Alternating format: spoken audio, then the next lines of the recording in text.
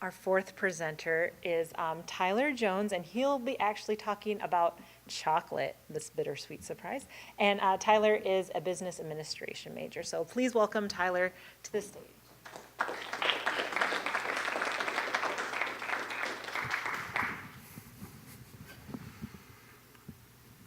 Okay, so I'll be talking about the cocoa production, the cocoa bean production over in Western Africa. So first of all, I want you all to think about the first chocolate bar or chocolate brand that comes to your mind. Most of you might think Hershey's. Hershey's is one of the biggest chocolate producers in our world, and it's found everywhere. So no matter where you go, whether it's Target, Walmart, a gas station, a chocolate bar, whether it's a Reese's or Hershey's, is going to cost anywhere from about 90 cents to $1. But I promise you it's not that simple. So I want you to think about who's really paying for your chocolate bar. So think about everything that goes into that. According to foodispower.com, which is big on this subject, in Western African countries, they produce over 70% of the world's cocoa beans. That's an absurd number. When I was doing my research, it's basically the only place found that produces cocoa beans, and that's where everyone pulls their cocoa beans from. So who works on these cocoa farms and who collects the cocoa beans and does all this strenuous work? So to answer your question, I'm going to ask a question. So who wants children here? Just a raise of hands in the future. So most people obviously want children. It's why our world is growing so fast. So in Western Africa, people's children are taken and placed on these cocoa bean farms, and there's 2.1 million slaves in the cocoa bean industry. 2.1 million. This is slavery, and it is put into your delicious Hershey bar. So when you're eating chocolate, you're not thinking about, who made this. You're just thinking, wow, I got a deal. I paid $1 for this, and causing obesity. But so this is slavery, and obviously you see this child is doing some pretty strenuous work that I will explain more in depth. So first, the social aspect. Slavery is obviously, you should all know, it's against the law. It was abolished about 150 years ago in our country, and this is a violation against environmental justice.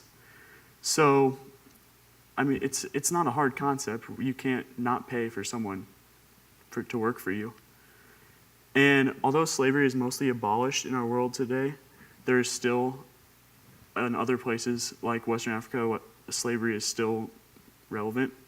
And it's usually children from 12 to 16, although the child in the last slide, he looked to be 10 or 11, but they're chosen from their families based on height, flexibility, and athleticism because they need kids to climb the trees, take these plants, open them up, take all these tiny cocoa beans. It's crazy work. Like when I was reading about it, it's not meant for a 12 to 16-year-old.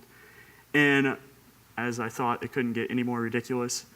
There's also a ton of abuse. There are some children that were interviewed, and if they don't work fast enough, when they work 6 a.m. to the evening every day, and if they're not working efficiently enough, they're abused. And there's some crazy images on the internet if you look it up.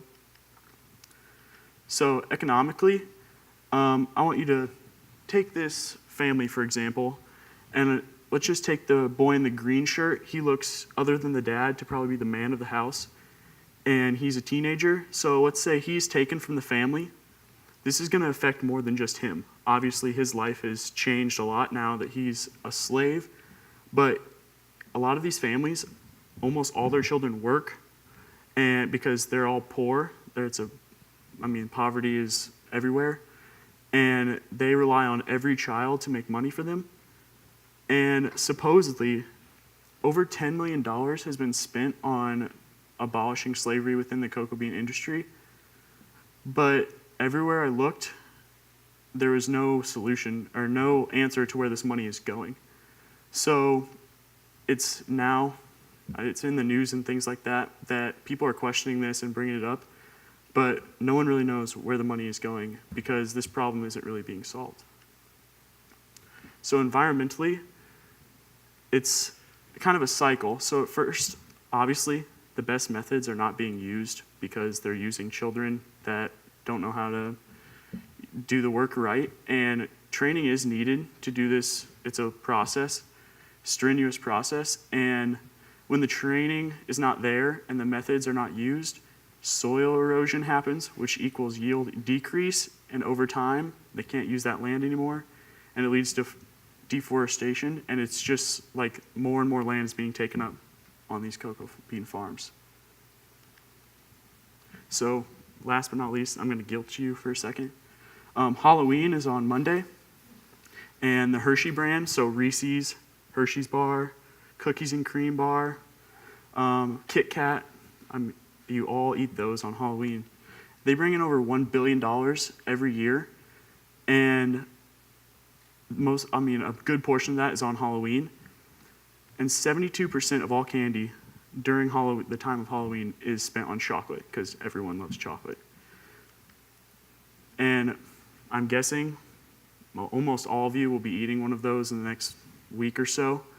But I challenge you, before eating, to think about the blood, sweat, tears, time, and much more that go into your candy. Thank you.